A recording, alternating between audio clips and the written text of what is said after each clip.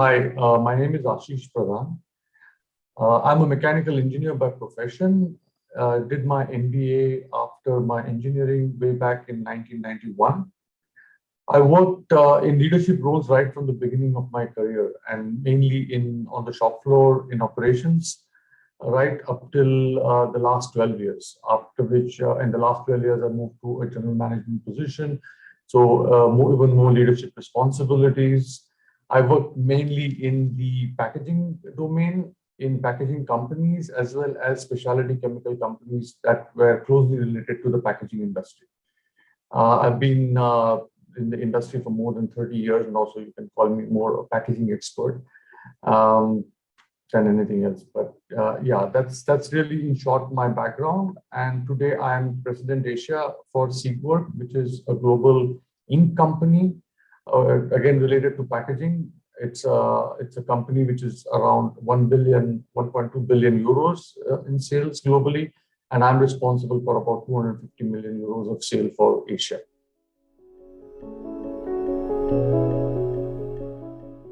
For me, leadership means only one word, that's responsibility. Uh, there is a saying or something that I picked up in the Spider-Man movie, right? With great authority comes great responsibility, or with great power comes great responsibility. And I believe that's true for leadership, because when you are in leadership position, you have power, you have authority. And at the end, it translates to just one word, that's responsibility. You need to be responsible for the organization, for the short-term and the long-term prosperity of the organization. Number one. Number two, you need to be responsible for your people, for your team, not only for their financial well-being, but also in developing this team, developing future leaders for this organization. And finally, you need to be responsible for the environment, because in the end, you're not working in isolation. You're not working as an island. You are a part of an ecosystem. And it is your responsibility to make sure that the ecosystem is not harmed with your activities, and you contribute back to the ecosystem through whether it is CSR, whether it is sustainability initiatives, to make sure that we leave the world a better place than what we found. So that's my take on leadership. It's nothing else but responsibility.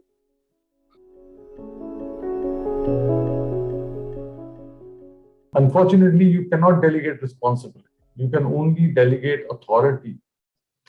You may empower people, you empower your team, you allow them to take more and more important decisions, and that is a way of growing your team. It is also a way of making your business more effective and efficient. But at the end, the responsibility of the decisions that your team takes lies with you. So the buck stops on your desk. So unfortunately, my short take on whether you can delegate responsibility is no. You cannot delegate responsibility. You can only delegate authority. Right now, it is managing this whole VUCA environment. I mean, with COVID and the subsequent complications or complexities that have emerged in the global supply chain, managing this on a day-to-day basis is extremely challenging. So taking decisions in an uncertain world, taking decisions with very limited visibility, and trusting your gut is something that every leader has to really effectively do to be successful. And in all this, you have to show a very calm exterior to your team. You have to exude confidence so that the team feels secure under your leadership. It is a very trying and testing time for all of us. And as you go lower down in the organization, sometimes the pressures are even more, because they really do not sometimes understand what's happening at a global level or at a high level. And there you need to be able to give confidence to your team. So for me, managing this VUCA environment while maintaining a tranquil environment within your company is something that's the dichotomy that a leader has to manage, and that's a big challenge. The leader I admire the most is not from the business sphere; it's from the political sphere. I admire Nelson Mandela a lot.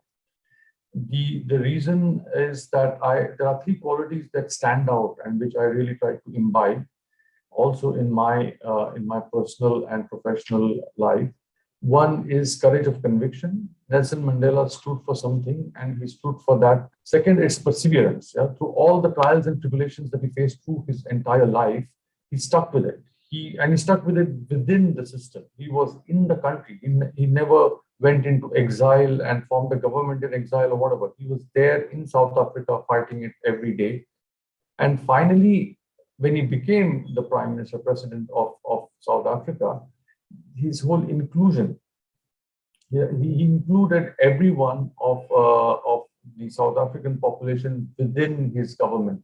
There were whites, there were blacks, and they all, and he tried to make it a much more inclusive country than what it was. So that's really, these are the three things that stand out for me with Nelson Mandela, and that's why he is my most, let's say, respected leader.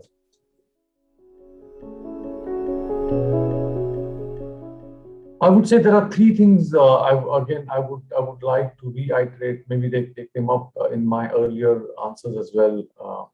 Number one is humility. When you are a leader, it is not about you; it's about the team. So you first have to always think about the team and then about yourself. Right? So, and this requires a great deal of humility, and that is something that we all leaders need to inculcate. That's number one. The second, as I said, was courage of conviction.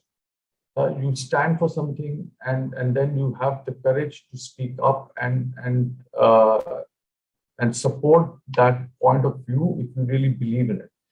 And that courage of conviction is something that will stand you in good stead in all situations, whether they are tough situations, whether they are personally challenging situations. And that's where people look up to leaders who show courage of conviction. Yeah. And finally, I believe in intellectual integrity. By intellectual integrity, I mean, in simple terms, if I make a mistake, I own up and I say I made a mistake. And if an idea that was contributed by a colleague which became successful, you should have the courage and the integrity to hand over the credit of that idea to that colleague. And in the end, that is intellectual integrity. So I would say if these are the three things I personally try to follow, and if future leaders or young leaders, if they pick up on these things, I think they will end up becoming better leaders.